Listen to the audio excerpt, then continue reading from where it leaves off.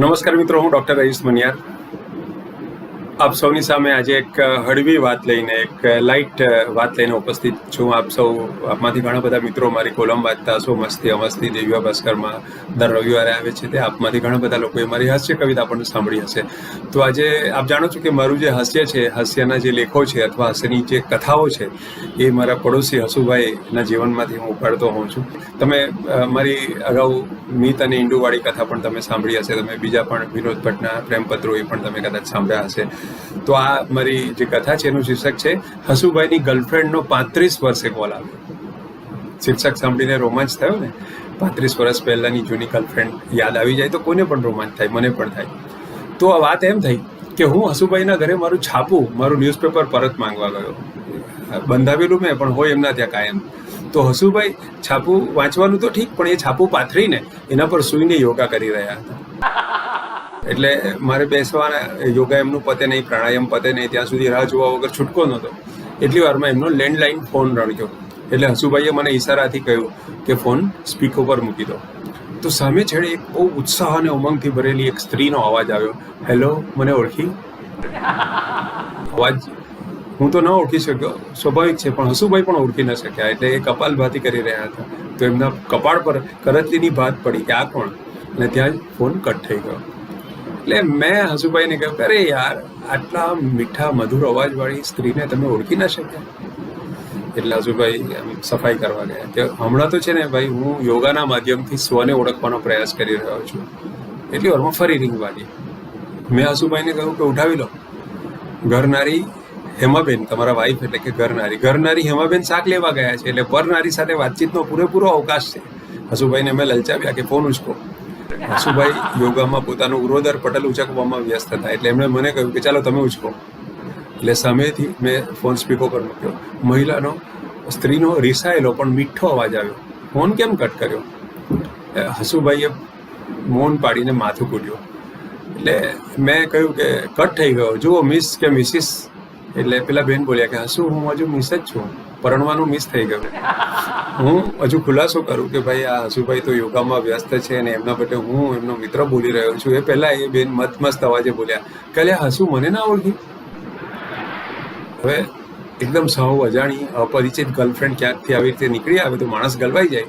તો હસુભાઈએ મને જ કહ્યું કે હસુના નામથી તું જ વાત પતાવી દે, કેમ કે યોગા કરવામાં વ્યસ્ત હતા અને કદાચ એમને આવી રીતે થર્ડ પાર્ટી તરીકે એન્જોય કરવાની વધારે મજા આવતી હશે. એટલે પછી મેં પણ ચલાવ્યું કે મિસ, અવાજ પરથી તો ખ્યાલ ના આવ્યો કે તમે કોણ છો, પણ તમારો ચહેરો જો તો કદાચ મને ખ્યાલ આવી જાય. એટલે મેં હસુભાઈ માટે મિલનનો ચાન્સ ક્રિએટ કર્યો. રિયલ કે વર્ચ્યુઅલ વિડીયો કોલથી મિલન થાય એવો ચાન્સ મેં ઊભો કરવાની કોશિશ કરી કે અવાજ પરથી તો ખ્યાલ ના આવ્યો, પણ તમે કોણ છો એ ચહેરો જો તો કદાચ ખ્યાલ આવી જાય. બેને મારો અવાજ ઓળખવા વગર હાંક્યો, અલે હસુડા, મારો અવાજ પણ ભૂલી ગયો.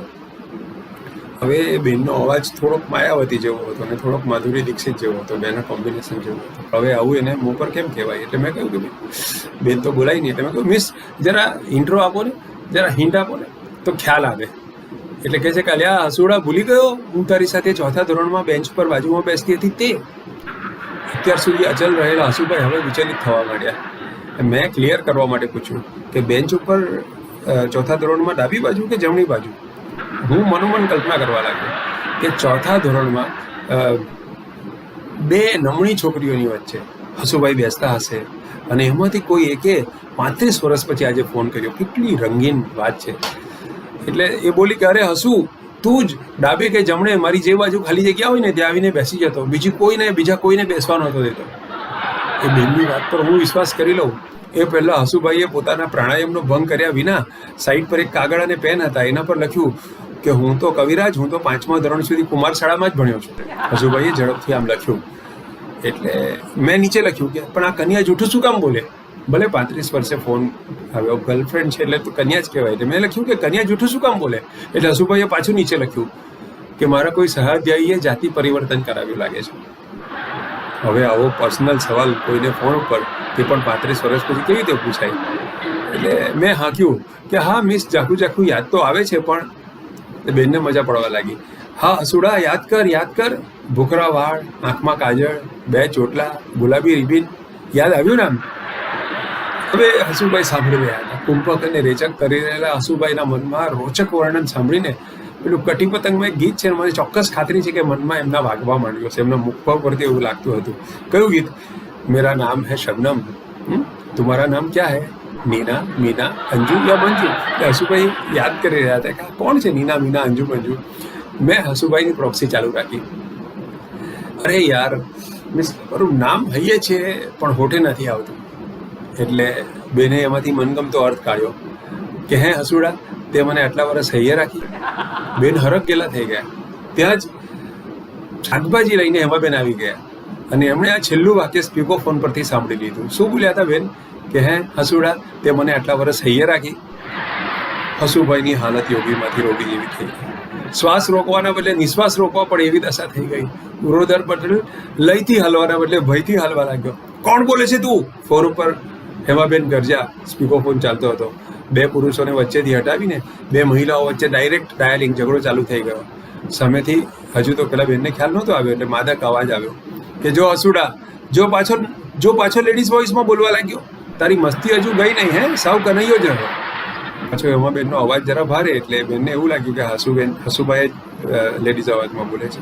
એટલે હેમાબેને પણ બનાવટી હળવાશથી કહ્યું, નામ બોલ તો તારું નામ.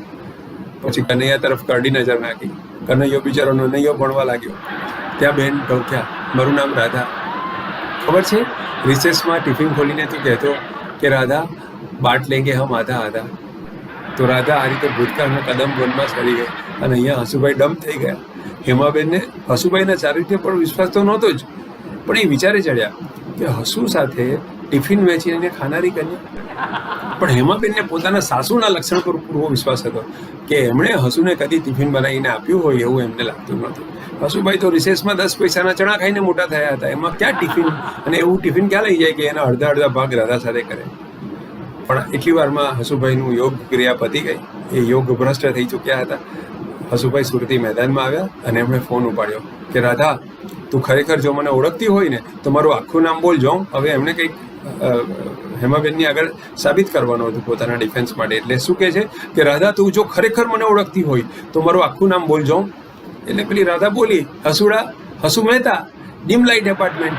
આ 197 પરથી ડિરેક્ટરીમાંથી નંબર લીધો. આજે કેટલા વર્ષે તારી સાથે મેં વાત કરી. તો હસુભાઈએ કહ્યું કે હસુ મહેતા છે એ આ ફ્લેટના જૂના માલિક.